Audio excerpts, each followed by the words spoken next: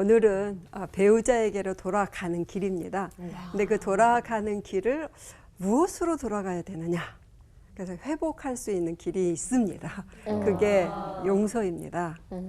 그래서 우리 말씀을 한번 읽어보겠습니다. 마태복음 18장 21절에서 22절까지 우리 한 목소리로 같이 읽어보겠습니다.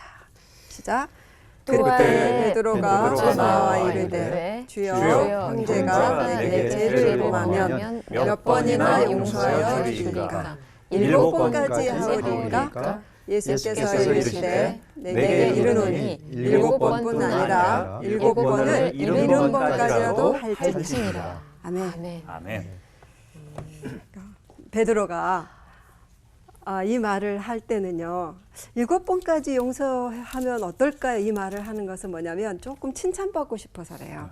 정말 많이 유대인들은 가장 많이 용서 몇 번까지냐면 3번까지래요. 3번까지 하면 아주 많이 하는 거. 근데 베드로가 7번을 말했다는 것은 굉장히 큰 마음을 가지고 넓은 마음을 가지고 예수님께 물어봤는데 예수님의 대답은 뭐냐면 70번씩 7번까지도 해야 된다 이렇게 말했잖아요. 70번, 7번, 490번. 490번. 네, 예수님이 굉장히 재미있게 우리 기억에 확 남을 수 있도록 하신 말씀이에요. 많이 해라, 끝없이 해라 이렇게 말씀하시지 않고 70번씩 7번. 이게 또 우리 이렇게 더 남잖아요. 그쵸. 근데 이 말은 결국 무슨 말이냐면 많이 해라, 끝없이 해라 이 말이죠. 네, 그렇게 용서를 예수님이 지금 해라 이렇게 말씀하셨다는 거예요. 끝없이 많이 해라. 이 말씀, 용서를 누구를 용서해라 이 말은 사실 예수님 외에는 쉽게 할 수 있는 말은 아닙니다. 맞아요. 맞아요. 당신의 남편을 용서하세요. 내가 이렇게 얘기할 수 없죠. 왜냐하면 이 사람의 형편과 사정을 내가 잘 모르는 거죠. 그리고 그것이 얼마나 어려운지를 내가 사실은 잘 모르고 용서를 해야 된다는 것은 내 안에 뭔가 상처가 있고 아픔이 있을 때죠. 그렇죠. 네, 그래서 그거를 가지고 내가 용서하세요 이렇게 말하는 것은 쉽지가 않습니다. 그런데 예수님은 이 자격이 있으세요. 너희들 용서해라, 끝없이 해라 이 말씀하실 수 있는 자격이 있으세요. 왜냐하면 그분은 우리를 용서한 경험이 있으시니까. 네, 우리를 용서하셨잖아요. 그래서 이분만은 이 말씀을 하실 수가 있습니다.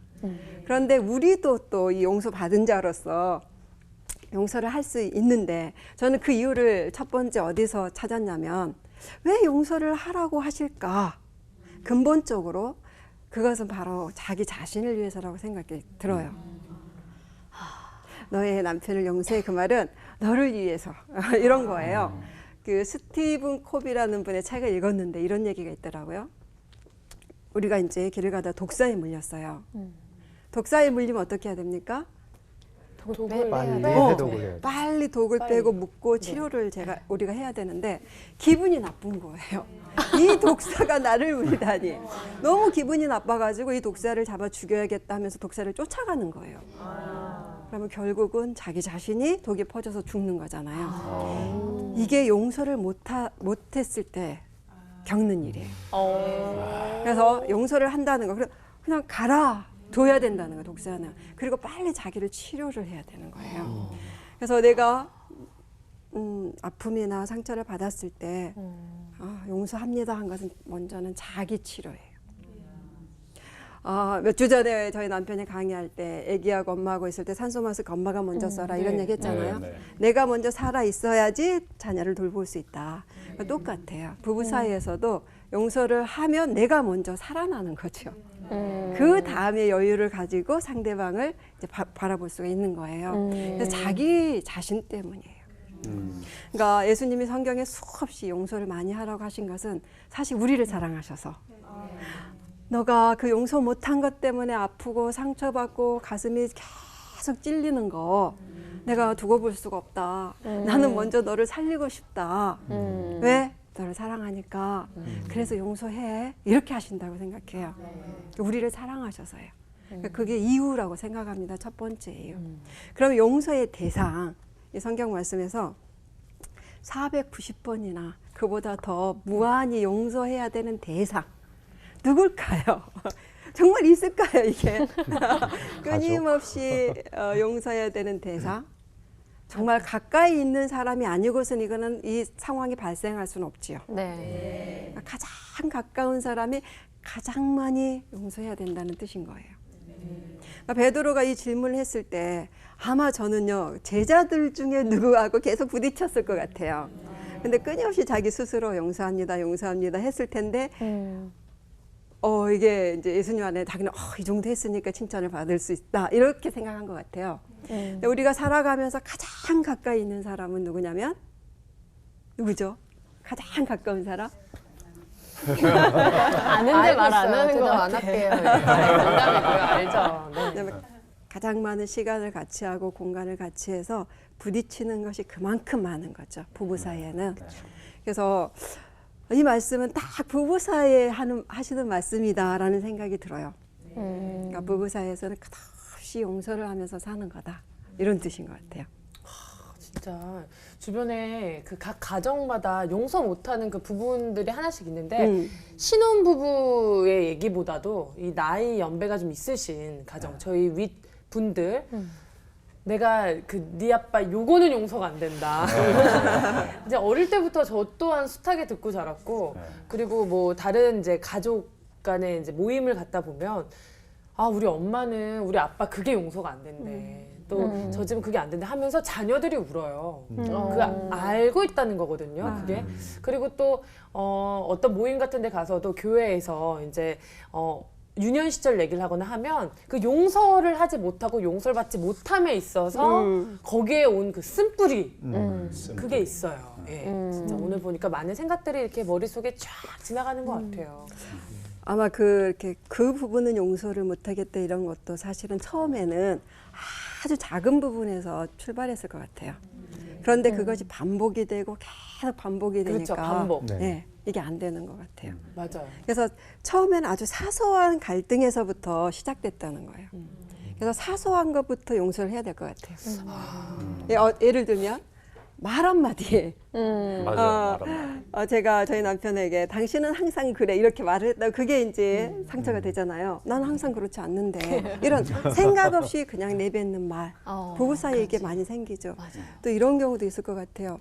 내가 정말로 아끼는 거 그걸 소중히 여기지 않을 때 나의 취미 나의 취향을 존중받지 못할 때 나는 정말 너무너무 힘든데 그거에 대해서 약간 배려를 받지 못했을 때 마음을 안 알아줘. 이런 사소한 것들 거기서부터 출발을 하고 이 출발이 이제 길어지면 맞아요. 이제 부부 사이가 점점 멀어지는 거죠. 이 점 같은 게 하나 딱 생겼다가 선이 돼가지고 긴 선이 되는. 맞아요. 그래서 부부가 멀어지는 그런 일이 생기는 것 같아요. 근데 용서를 하면 여보, 내가 당신을 용서할게. 이렇게 말을 해주는 게 좋아요? 아니면 그냥 내가 용서를 하면 됐다. 이게 좋아요? 굉장히 중요한 질문이에요. 진짜 궁금해요.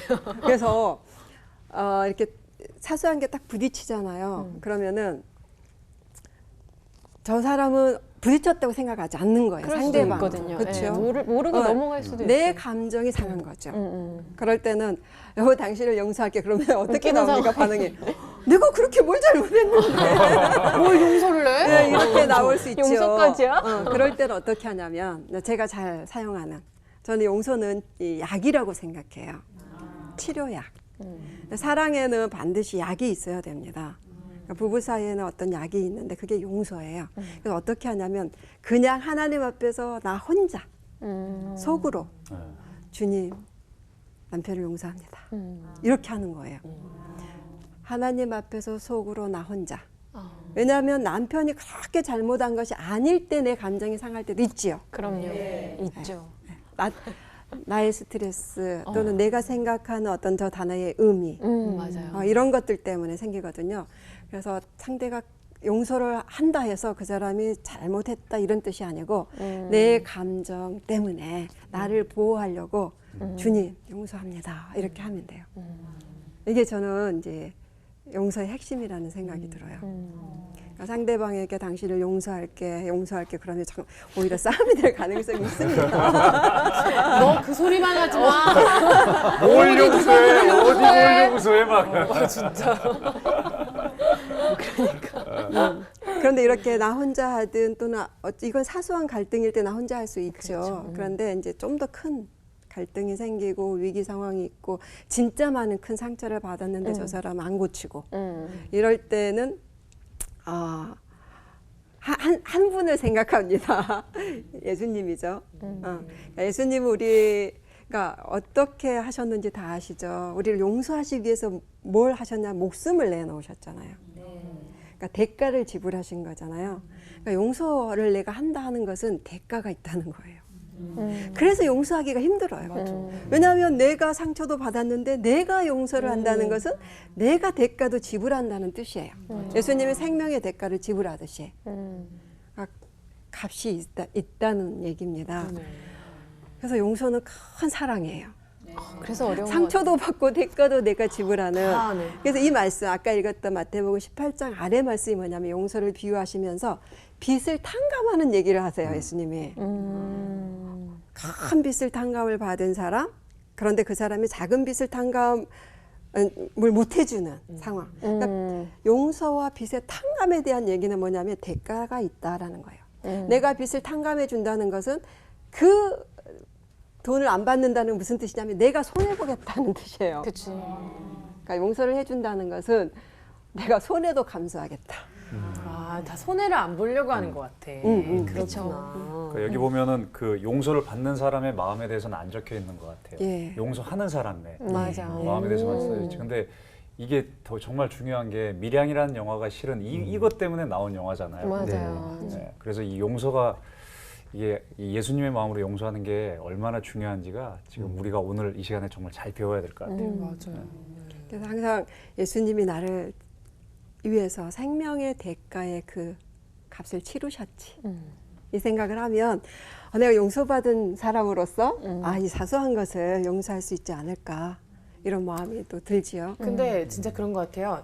내가 지은 죄는 그러니까 크고 작고 남이 모르는 죄까지 포함해서 그렇게 숱하게 죄를 짓고 회개를 해서 용서를 받는데 진짜 그 상대방의 용서에는 그렇게 인색해. 인색하고 막 그렇잖아요. 근데 지금 하신 말씀을 이제 용서하지 못하는 그런 저희 윗세대 부부분들께 얘기를 하면 사소한 거라고 말씀하셨잖아요. 그분들께는 절대 사소한 게 아닌 것도 있어요. 예를 들어 여자 문제, 뭐 돈 문제, 사소하지 도박. 않죠. 사소하지 않지. 뭐 이렇게 삐져서 뭐 힉! 뭐 이래서 왜 던져? 이런 게 아니고 진짜 그분들 내면으로 가면 이게 진짜 저는 상처 치유가 될 수 있는 강의였으면 해가지고 그렇게 큰 문제일 때도 그런 같은 동일한 마음이셔야 된다는 거죠. 예. 그죠. 그러니까 날씨가 흐리거나 안개가 끼거나 구름이 끼거나 폭우가 쏟아지는 경우가 있죠. 우리 삶에 부부 사이에서도. 그래도 하나의 부부가 서로 돌아가는 길은 하나 있다는 거예요. 어떤 상황이 사소한 문제든 위기 상황이든 불화든 그 불륜을 저질렀든 정말로 나에게 씻을 수 없는 상처를 주었든 상관없이 돌아가는 길이 하나 있어요. 그 길은 용서의 길이에요. 네. 그런데 그 용서를 할 때 일단 우리가 조금 이기적이다라고 생각해서 너를 위해서가 아니라 나를 위해서. 네, 그게 가장 중요해요. 내가 먼저 살아야 된다.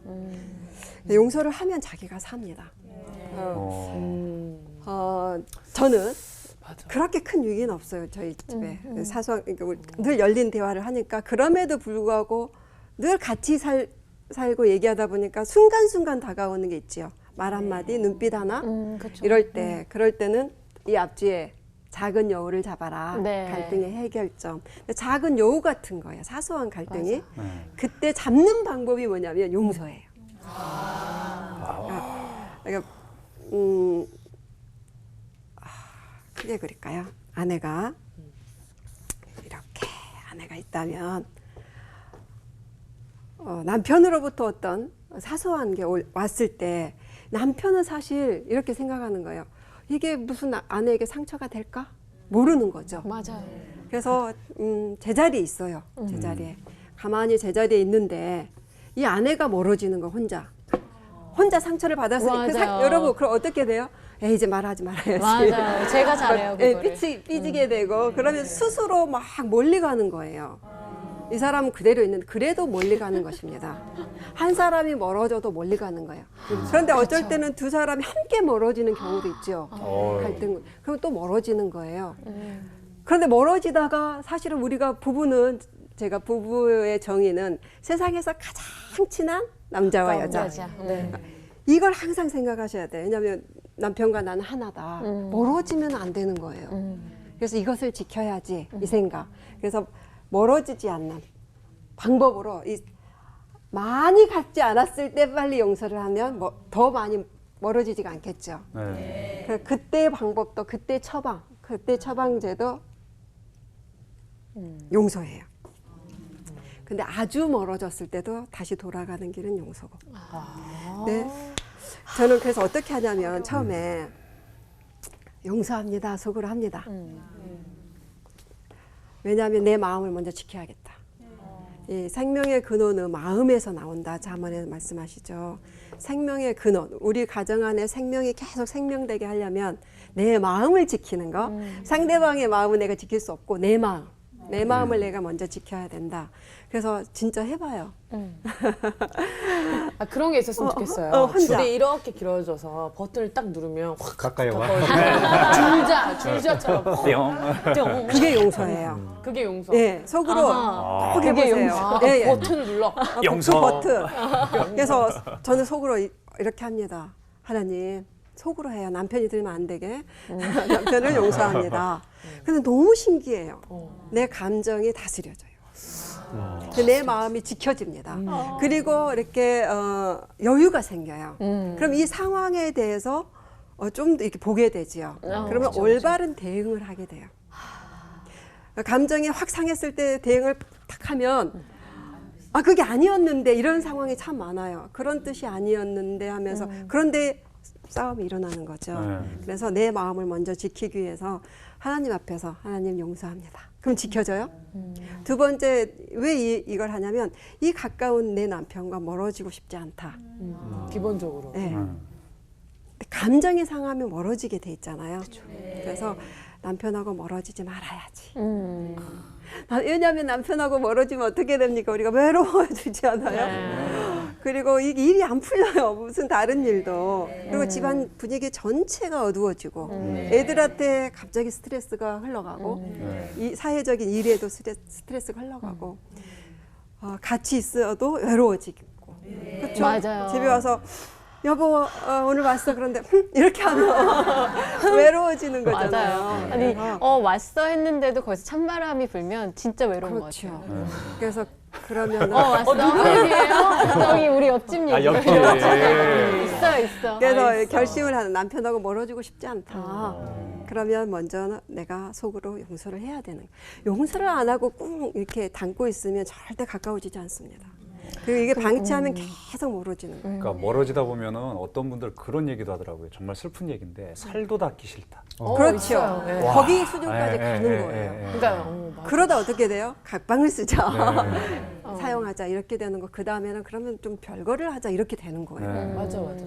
왜냐하면 부부는 사랑하기 때문에 사실은 이런 갈등도 더 커질 수밖에 없죠. 근데 그렇게 처음에 다스리면 좋긴 한데 그걸 못했어요. 그래서 갈등이 너무 커졌는데 정말 너무 싫은 거예요. 막 그래서 용서하고 싶지 않고 다시 돌아가고 싶지 않아. 막 이렇게 됐을 때에도 자기 마음을 다스릴 수가 있을까요? 그게 너무 그 쉽지 방법은. 않을 것 같아요. 그래서 자기 마음을 다스리는 게 쉽지가 네. 큰 문제도 그렇고 사소한 문제도 사실 그렇긴 용서합니다라는 거 결코 쉽지 않습니다. 말은 해도 마음이 안 따라줄 수도 있을 것 같아요. 만약에 갈등이 너무 크면 용서할게 하지만 내 마음에는 아직도 너무 상처가 크고 이러면 어떡해요? 그래서 제 얘기는 아니에요. 아니 오늘 제가 볼 옆집 얘기 많이 때는 나오네. 본인의 모든 걸 여기서 다 해결해버리고 싶어요. 마음이.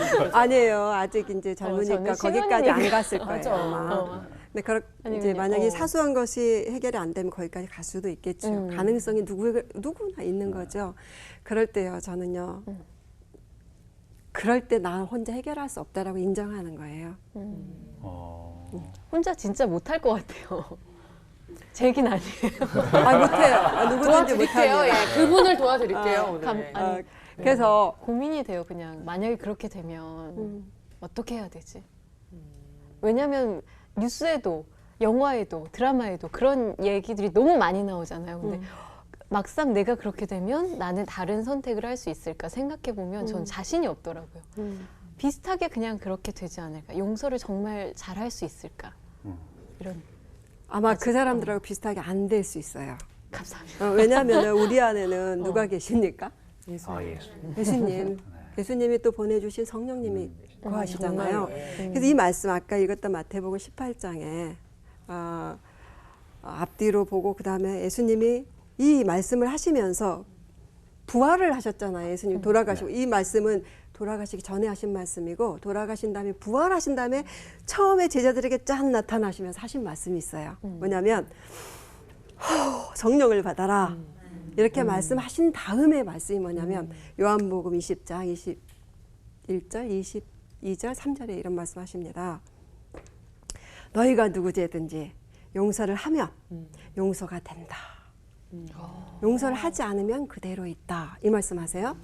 근데 다시 또 가장 중요한 말씀을 부활하셔서 가장 중요한 말씀을 용서를 하신다. 용서에 대해 말씀하세요. 그런데 그 전에 말씀이 뭐냐면 성령을 받아라.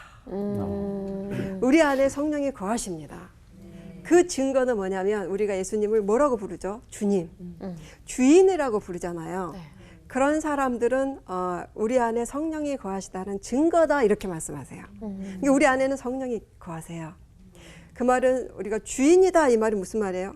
내가 주인이 아니다 이제는 내 삶에. 내 감정의 주인도 내가 아니고 내 생각의 주인도 내가 아니고 나의 의지의 주인도 내가 아니다 이런 뜻이에요. 그래서 주님이 주인이 되시게 하면 할 수 있어요. 예. 그래서 그게 잘 안 될 때는 이렇게 합니다. 주님이 나의 주인이십니다. 나를 다스려 주세요. 맞아요. 정말 너무너무 신기해요. 하나님은 살아계시기 때문에 우리 안에 내 안에 거하시기 때문에 이 기도를 들으세요. 사람의 힘으로 내 의지대로 하려면 더 안 되는 것 같아. 맞아요. 딱 이 한 가지 의지를 가져야 돼요. 내 감정대로 살겠다는 것도 어떤 면의 의지잖아요. 근데 그거를 내려놓고 주님의 다스리심을 받겠다라는 의지를 갖는 거예요. 그래서 주님 저를 다스려준다. 안 돼요. 정말 용서가 안 돼요. 주님 저를 좀 도와주세요. 특별히 이 감정을 다스려 주세요. 맞아요. 내 주인은 내 감정의 주인도 성령님이십니다. 이렇게 하면은 한번 해보세요. 정말로 내 주인이 주님이시구나. 더 중요한 내 안에 성령님이 계시네. 그러면서 순간 내 감정이 다스림을 받게 되는 거예요. 그래서 내 감정대로 반응하지 않게 됩니다. 절대 죽어도 용서 못해. 이것도 주님 그대로 얘기하는 거예요. 주님 절대 죽어도 용서가 안 돼요. 그래서 주님 도와주세요. 저 좀 다스려 주세요. 주님이 나의 왕이십니다. 이렇게 고백을 하고 좀 기다리면 되는 거예요. 그러니까 이게 그리스도인이에요. 그리스도인들은 세상 사람들하고 좀 다르게 자기 감정대로 살고 말이 나오는 대로 행하고 상대가 반응하면 나도 나의 뜻대로 반응하고 이런 사람은 사실 그리스도인이 아니고 옛사람, 자연인. 근데 우리는 새로운 사람이고 성령의 사람이고 거듭난 사람이죠. 그래서 그것을 기억하는 거예요. 나는 옛사람이 아니다. 맞아, 옛사람이 아닌데 자꾸 옛사람을 불러오는 것 같아 내가. 그러니까 제가 이렇게 사소한 일에서부터 그래서 늘 얘기를 하는 거야. 남편을 용서합니다. 그럼 그런- 구체적으로 그런 어떤 뭐 경우가- 일들이 있으셨는지. 지금 어느 날 생각이 나는데 그날 제가 좀 스트레스가 있었어요. 그래서 집에 와서 이렇게 좀 화를 내고 심한 건 아니었던 것 같은데 조금 짜증도 내고 스트레스를 표현도 하고 그때 이제 아이들이 있으면 제가 더 조심하거든요. 네. 내 애들도 없고 우리 아내한테 계속 그랬는데 계속 나를 보고 편하게 웃으면서 받아주는 거예요.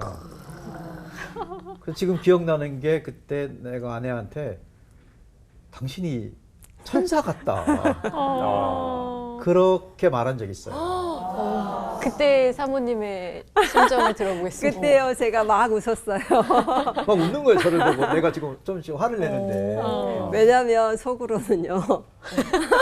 속으로 뚫고. 속으로 어떻게 했냐면 그렇죠. 남편을 용서합니다. 저렇게 말하는 남편을 용서합니다. 어. 계속 하고 있었어요. 오. 그런데 우리 지금 남- 약간 남편들이 어. 더 네, 당황하고 그때 아니 나도 얘기했어요. 모르게 이게 영적인 부분도 있기 때문에 영향을 받은 것 같아. 이게 좀 없어지고 화가. 근데 계속 나를 보고 편하게 웃으면서 얘기를 해주고. 그 우리 남편이 어. 나에게 천사 같다 그랬을 때 웃은 거예요. 내 속에서는 용서를 계속 그렇게 반응할 수 있다는 거예요. 그러니까 주님 앞에서 그러니까 이게 안 듣게 하지만 주님 앞에서 용서합니다, 용서합니다 하면 이렇게 도전이 오잖아요. 그러면 내가 올바른 응전을 할 수 있다는 거예요. 그러면 목적이 있죠. 항상 목적은 뭐냐, 우리 사이를 절대 멀어지게 하지 않겠다, 지키겠다. 중심. 이 여우가 자꾸 이렇게 돌잖아요. 어느 틈으로 들어갈까. 여우의 목적은 딱 한 가지, 이걸 헐자는 거예요. 그러면 내가 알매도 불구하고 헐리지 에이, 헐도록 두자 이러면 안 되는 거죠. 그래서 이걸 지키겠다라는 결심.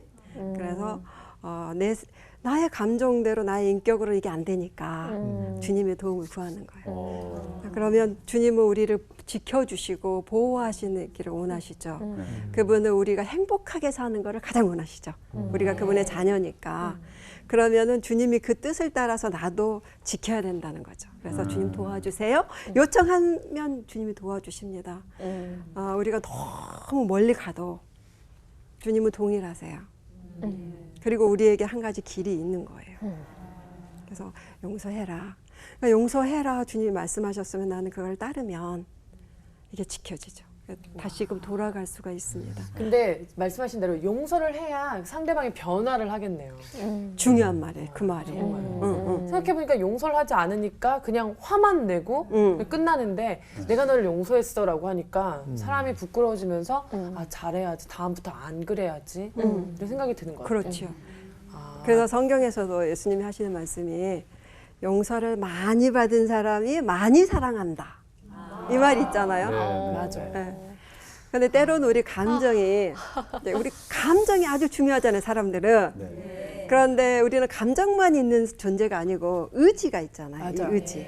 근데 때로 의지를 사용하고 행동을 감정에 따라서가 아니라 나의 올바른 진리에 따른 의지를 사용할 필요가 있어요.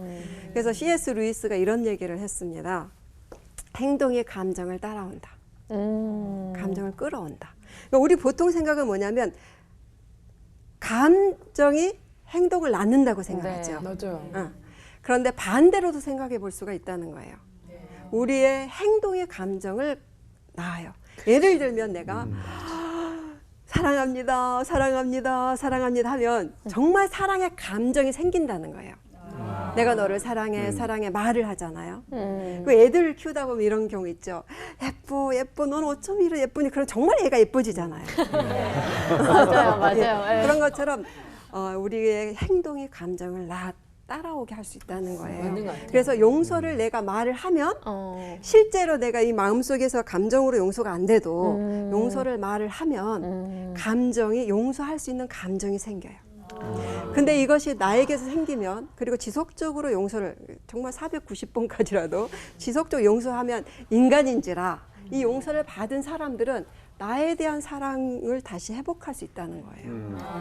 그래서 저희 남편이 내가 속으로 용서합니다, 용서할 때 당신 천사로 보였듯이. 그리고 나중에 이 얘기를 나눴어요. 그러니까 어떻게 되냐면 그 다음부터 이 사실을 알게 되니까 이제 좀 더 주의하게 되고 이렇게 되는 거예요. 그리고 좀 더 가까워지는 거예요, 부부가. 그래서 근데 마음이 얼마나 편한지요. 왜냐하면 아내가 나를 사랑하는구나에 대한 실천을 용서하는구나. 그러니까 용서 단어가 조금 강한 단어일 수도 있는데 또 연결하면 용납받는 거잖아요. 맞아요. 있는 모습 그대로를 내가 어디 가서도 이런 용납받기 어려운데 가까운 사람에게 용납을 받는구나. 그러면은 저는 오후만 되면 빨리 집에 가고 싶어요. 아니 부작용인가요? 아니면 좋은 건가요? 저녁이 되면은 막 마음이 급해져요. 빨리 가고 싶어지는 거죠. 나를 용납해주는. 그러니까 집이 뭔가, 가정이 뭔가를 봤을 때 아내가 가정이더라고요. 근데 아내가 저한테도 그 얘기 많이 해요. 제가 또 고향 같고 가정 같고. 근데 이거 이 감정의 기반은 용납을 받는 거. 그러니까 내 있는 모습 그대로 그냥 받아들여지는 행동까지도 그러니까 용서가 되는. 그러면 더 잘하게 돼요. 더 잘할 수 있는 힘이 생겨요. 근데 이것이 이제 계속 결혼 생활 내내 가지도 않아요. 이게 좀 사소한 일을 계속 용서를 하면서 용납을 하면서 서로 이런 관계가 되잖아요. 네. 그러니까 지금까지도 제가 속으로 용서합니다를 많이 하지 않습니다. 점점 지금은 줄어. 이 기도가 많이 해요. 바뀌어요. 네, 줄지요. 네, 용서합니다 하다가 어떻게 되냐면 주님 저를 용서해 주세요 이렇게 돼요. 와. 저를 용서해 주세요. 그러다가 우리를 용서해 주세요 이렇게 되더라고요. 그 다음에 이 기도가 이어지는 게 주님 우리를 지켜주세요. 우리 가정을 지켜주세요. 요즘은 더 뭘 많이 기도하냐면 남편을 보면서 우리 남편을 축복합니다. 이 기도를 훨씬 많이 합니다. 와, 우리 진짜 남편을 변한다. 축복합니다. 아름답게. 아름답게 변한다. 그러니까 그 말이 확실히 맞아요. 이 행동이 감정을 낳는다. 내가 계속해서 용납하고 용서합니다 하니까 더 사랑이 더 커져요. 그래서 끝까지 더 좋은 부부로 갈 수 있는 하나의 약이다. 저는 이 용서는 부부 사이의 상비약이라고 생각해요. 늘 지니고 다녀라. 그래서 작은 상처가 딱 났을 때 빨리 용서를 하는 거예요. 그러니까 치료를 빨리빨리. 그런데 이 용서는 아까 얘기하셨듯이 아주 큰 상처가 있을 수 있잖아요. 네. 그만큼 저 사람도 상했지만 내가 상했다는 거예요. 그래서 나를 치료해야 됩니다. 그 치료약은 용서인 거예요. 그래서 하나님 앞에서 상대가 아니라 상대가 회개하면 용서하기는 쉽지만 회개를 모르잖아요. 네. 그럼에도 불구하고 나를 좀 지키고 나를 좀 회복하고 싶어서 내가 좀 살고 싶으니까 주님 적어보는 거예요, 여러분. 그래서 오늘 좀 숙제를 내고 싶습니다.